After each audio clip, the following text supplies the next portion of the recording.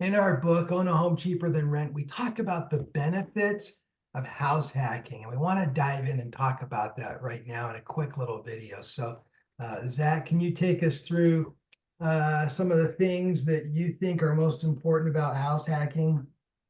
Yeah, so when you purchase the home, you're purchasing it as an owner-occupied property. Now, the benefit to that is you have a lot of different loan programs that you can choose from, which in essence gives you the best rate options and the best loan options and the lowest down payment. So typically, when Scott and I look at these house hacks, you're probably going to be looking at FHA and conventional, and that down payment can be as low as 3%. And that just gives you a lot of flexibility because on these homes, you're probably looking at a purchase price of 450 to maybe 600. And with 3% down, you probably only need 15 to 18,000 to really pull this off, which is great. Yeah, versus if you were buying an investment property that you're not going to live in, you're going to pay a lot of money for that. You're going to have at least 15% down, it's the bare minimum. And in most cases, it's going to be 20, sometimes 25. So you're right, down payment. Wow, if you can buy a property with owner occupied financing, super low down payment and super low interest rate, right? How much higher would the interest rate be on an investment property instead of owner occupied? Approximately.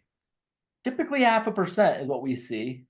So it's a significant amount, right? You're probably another $100 to $200 depending on the purchase price by doing it as an investment. Yeah, it And I mean, if you're gonna definitely. come up with 20% down on a $500,000 house, I mean, that's 100 grand you've got to be able to throw around if it's an investment property versus owner occupied, Yeah, 15,000, yeah. much more doable. Big difference.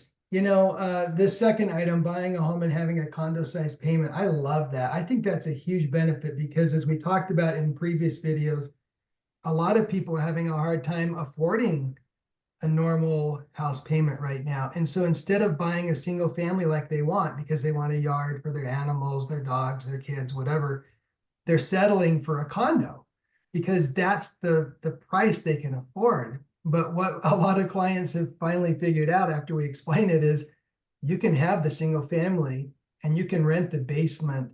And guess what? Your net portion of the payment that you pay is still similar to what you would have had if you'd had the condo. And now you've got the backyard, you've got the single family, you've got the higher appreciation with the single family versus the condo.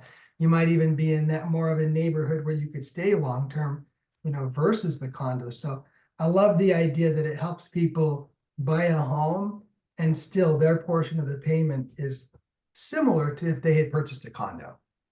Well, the beautiful thing is too is the renter is a temporary thing, right? If you bought the perfect house in the perfect neighborhood and you ended up outgrowing just the upstairs of the home and you needed that extra bedroom or two, it'd be very easy to say, well, look, over a 3 to 5 year period, maybe you get those pay increases that you're expecting to where, 3 to 5 years down the road, you say, well, hey, who cares about the basement rental? I'm making enough now. We're going to kick out the renters. And now we've just got this house that, really is the perfect situation for our family. And so the other thing too is you get into the right neighborhood that you want to be in probably more long term. Those condos are nice, but eventually you probably do get sick of having neighbors on top of you or next to you and different things Yeah. like that. Getting a single family really puts you in the best position to say, hey, look, we've got the space away from the neighbors. We're not butting up against them, and we've really got a place that we can be long term and have it be a really, really good solution. Yeah, and I love your thought about growing into it because that's exactly that idea of getting into the neighborhood you want to rent the basement while your family still doesn't even need the space anyway. And eventually, as the family starts to grow, and by then, in theory, your income will have grown too, and you could afford the full payment without the rent. You just basically grow into it financially and family size wise. It makes a lot of sense. And now you're in a place where you're really established that you wouldn't have even thought about seriously considering until maybe 10 years down the road when you were making more money. But this allows you to get there so much quicker and so much earlier. So those are just a few of the benefits, of house hacking that are a lot of people are taking advantage of. If there's something in there that rings a bell for you that you want to talk about, just up on to www.househackanalysis.com and schedule an appointment with one of us so we can just spend a few minutes together and see if something like that would be a good fit for you and your family. Every few days we send out a new video. The next video that's coming up is compounding leverage. I love this one. You'll see it in a few days where we talk about appreciation. And we're going to give you some national numbers. What's it like nationally? How much does a home usually appreciate? Well, what does that look like over a 5-year, 10-year, 30-year period as you try to grow your wealth and your family's long-term stability? So look for that coming up here in a few days.